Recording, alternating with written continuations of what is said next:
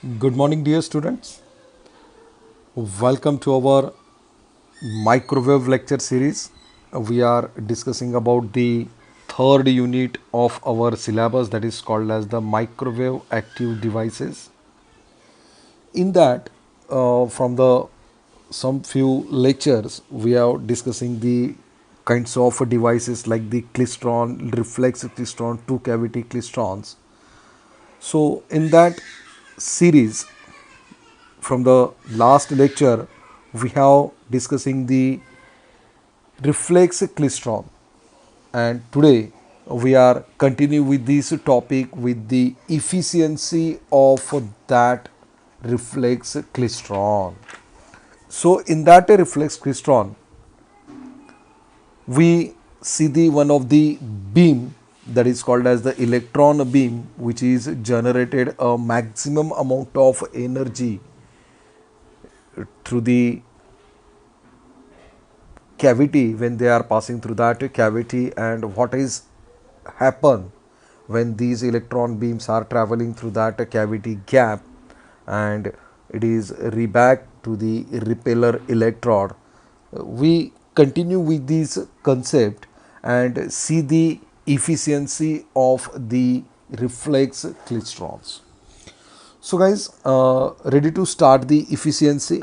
In that efficiency, we have to consider the electron beam, which is generated a maximum amount of energy to the oscillations, and these are returning electron beam, which is having maximum retarding. That means returning electron beam, the electron beam which is comes, which is reback from the repeller electrode, that is called as the returning electron beam. And when these returning electron beam are came across the cavity gap, in that gap they filled a maximum retarding. The gap filled the maximum retarding. So that is simple. We say here the maximum amount of energy which can be transferred from returning electron to the cavity walls. Look at just the diagram. Where is the reflex klystron? Here, look at the diagram.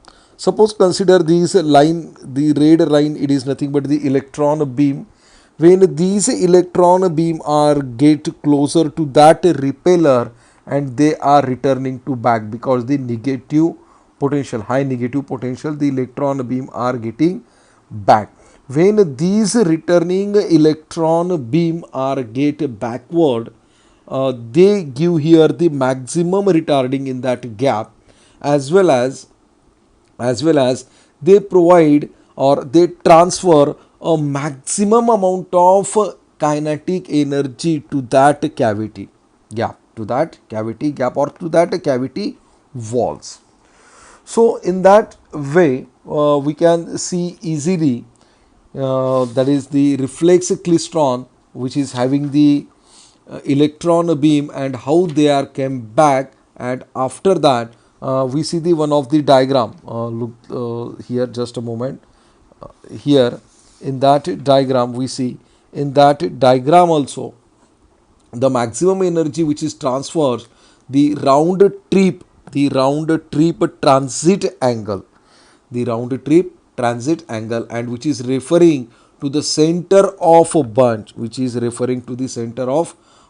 and this energy which is given by the equation omega t2 minus t1. And we know very well t2 minus t1 we have been consider that is t dash 0. We consider that is t dash 0, and it is here omega t dash 0 is equal to n minus 1/4 2 pi. What is the n? N is nothing but the any positive integer, of that cycle. And what is the 1/4 n minus 1/4, this complete n minus 1/4, it is the number of modes. It is nothing but the number of modes. And let us consider this n minus 1/4 is the n, and we can easily write 2 pi multiply n. Here is the 2 pi n, 2 pi by 4, that is these 2 ones are 2, 2 twos are 4, here pi by 2 we can write easily, and we put the equation number 1. And one of the condition for these equations, that is the V1 is less than that of the V0, we assumed here. Okay, it is just the energy process in that case of efficiency. Now further, okay guys, so the current modulations, we know yesterday in the velocity modulations we also see the one kind of the current modulations also, which is related with the electron beam. And what is say here, that the current modulation of the electron beam as it re-enters the cavity from the repeller region can be determined in the same which is studied in the klystron as well as the two cavity klystron amplifier. That means they are not different. The determination of these current modulations which is came from that the electron beam, it is same which is studied in the klystron as well as the two cavity klystrons. From that cavity klystrons we have the equations which is related to the bunching process. We see the bunching process, in that we see the one equation, that is TD minus TB is equal to or nearly equal to pi V0 divided by omega beta I Vi. And from the last lectures, that is in the velocity modulations, we have another one equations related with the omega t. It is nothing but the omega t2 minus t1 is equal to theta 0 dash plus x dash sine omega t minus omega t1 minus theta g by 2. We have see this is in a velocity modulation, so very well. From these two equations, this one equations and this one equation, from these two equations we know very well the about the x dash. What is the x dash? X dash it is nothing but the reflex klystron oscillators, and they have the negative signs with respect to bunching parameter of x, which is having the negative sign with respect to the bunching parameter x, and we have studied in the two cavity reflex klystrons. So another one point related with these two equations, which is nothing but the when the beam current is injected to the cavity gap from the repeller regions, they flow the negative z directions. They flows the negative z direction, and it is a very simple things. What we see, the beam, which beam? Electron beam, and the current injected into the cavity gap. That means simple. Here look at the diagram. Where is the diagram? Just look at the diagram. In that gap, what we see, the beam current injected into the cavity, that is beam current injected into the cavity gap from the repeller region flow, and after that these region flows in the negative z directions. These flow in the negative z directions, and it is simply says that the beam current of a reflexed crystal we have find out easily, and the equations to determine the equation for the determine the current of a reflex klystron oscillator can be written as I2t is equal to minus I0 minus summation of n1 is n is equal to 1 to infinity 2I0 jn nx dash cos of in bracket n omega t2 minus theta dash 0 minus theta g. Now the equation number 2. So the fundamental component of that current induced in that cavity by the modulated electron beam we have given by the equations of I2 is equal to minus beta I2, and we know the value of this one equations. Write down the value of this one equations, write down here, that is the 2I0 beta I, this is the beta I j1 in bracket x dash cos of omega t2 minus theta dash 0. Why? Because we know the value of these equations, that is the value of I2 we already find out in the velocity, in the bunching process. So that's why we can write directly here, that is the I2 is equal to 2I0 beta I j1 x dash cos of omega t2 minus theta dash 0. So in that equations, that is we have to just confuse. Why? Because in that equation the theta g was present, but here is the theta g is not present. Why? because the theta g is a very small quantity as compared to theta dash 0. That's why we have neglecting this quantity was here.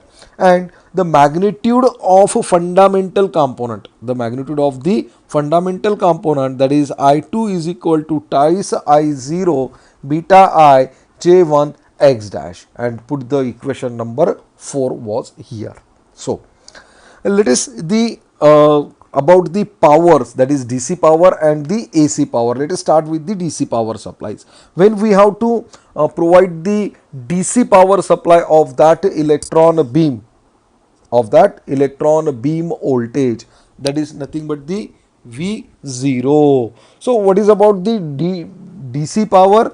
We can write the easily, that is PDC is equal to, that is nothing but the power across the DC is equal to V0 into I0.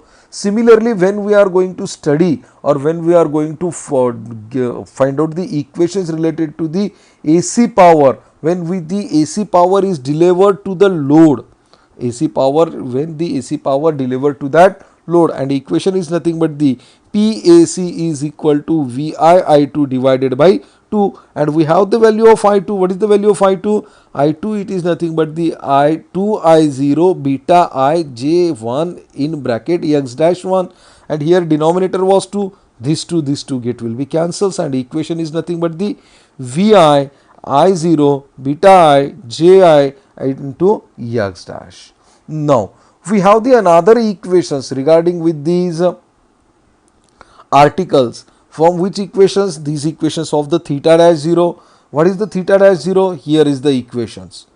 Okay guys, here is the theta dash is 0. These are the third one equations. Theta dash 0, it is nothing but the omega t dash 0. What is the omega t dash 0? It is nothing but the 2 pi n minus pi by 2, and we have the x dash equation from the bunching process, that is beta I v1 divided by twice v0 into theta 0. So from all these equation we can easily find out the ratio of v1 over the v0. And what is the relations of v1 by v0? The relations of that v1 by v0, it is nothing but the 2x dash divided by beta I 2 pi n minus pi by 2, and these are the equation number 6. Please note down here, this v1 by v0 is the ratio which is comes from these three equations. That's why I am writing these equations are here. Okay guys. So now we have the equation number 6 and equation number 5. These two equations was here. Okay. From equation number 6 we have the value of v1 by v0. But now in equation 5 the value of v0 we can easily find out from this, or we can put the value of v0 was there from these equations. Let us give the putting the values of PAC. Okay, what is the value of PAC? PAC is nothing but the twice v0 I0 in x dash j1 into in bracket x dash divided by 2 pi n minus pi by 2. This value is comes from equation 6. What is the equation 6? That is v1 by v0 is equal to 2x dash divided by beta I 2 pi n minus pi by 2. This value of equation 6 which is substituted in the equation number 5, and we get the equation number 7 according to the power output.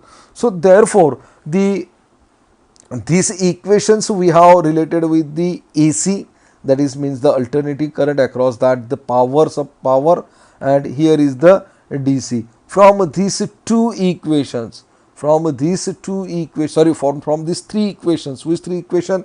Equation number 6, equation number 5 and equation number 7. From these three different equations we can find out the efficiency of that electronic beam, and this electronic beam efficiency is nothing but the ratio of PAC divided by PDC. What is this? This is nothing but the ratio of PAC divided by PDC, and these nothing but the 2x dash J1 in the bracket x dash divided by 2 pi n minus pi by 2. Now look at just here, overlook, that is the, what is the PAC and PDC. Okay, from these two we can easily find out the efficiency. And the another one equations, just I can say here, maximum efficiency. Now if we consider the factor, that is x dash, j1 and x dash, they reaches a maximum, they reaches a maximum value, they reaches a maximum value.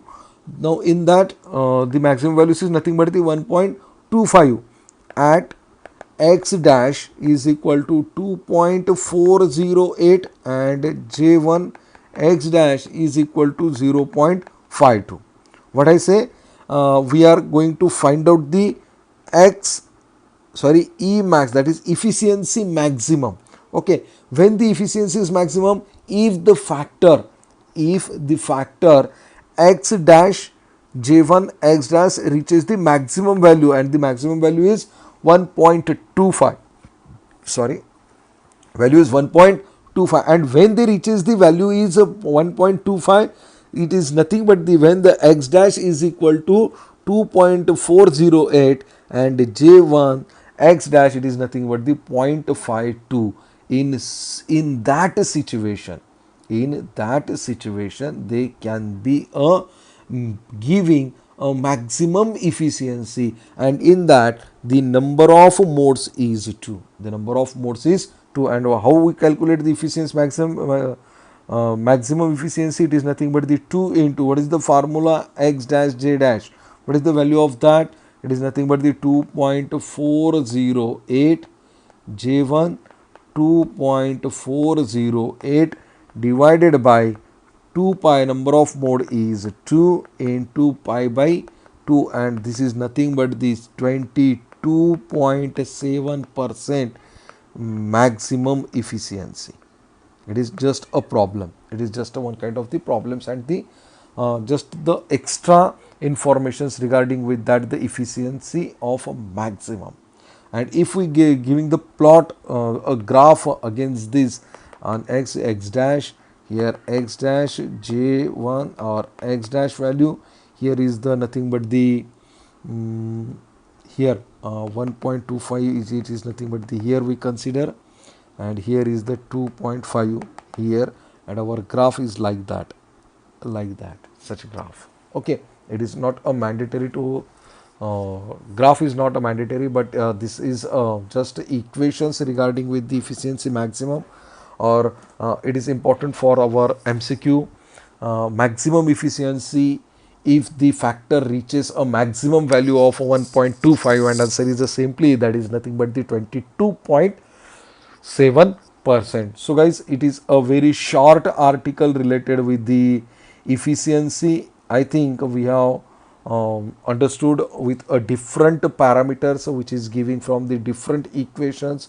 We see the equations from the velocity modulations, we see the equations from the bunching process, we just see the diagram of the reflex klystron, how to returning the electron beam is back with the maximum kinetic energy. Such kinds of the small concept we have cleared here, and finally we are finding the efficiency of that, the electron beam which is related with the reflex klystron.